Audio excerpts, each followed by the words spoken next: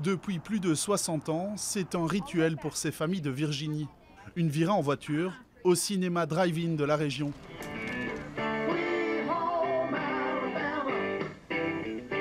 Bien avant la projection, les clients s'installent, le temps de se ravitailler et de se replonger dans leurs souvenirs. Quand j'étais jeune, on allait au drive-in pour les rendez-vous amoureux. C'est différent d'un cinéma normal où on s'assoit et on regarde. Ici, on peut discuter. Né dans les années 30, le drive-in a bâti son succès au fil des années 50 et 60 sur son côté convivial et accessible. Ici, on peut voir 2 films pour 8 $ et moitié prix pour les enfants. Le tarif n'a pas changé depuis 10 ans. C'est très avantageux financièrement pour nous, en tant que famille. Et en plus, c'est différent, c'est l'extérieur, c'est l'air frais, on regarde les étoiles, on n'est pas dans une salle bondée.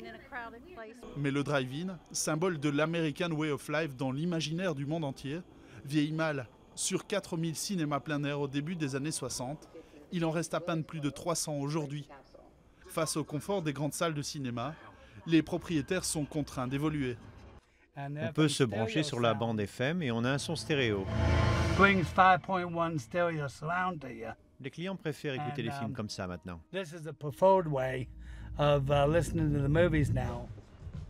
Plutôt rural à l'origine, le cinéma en voiture et en plein air s'urbanise. Une fois par mois à Washington, la touche rétro attire les nostalgiques.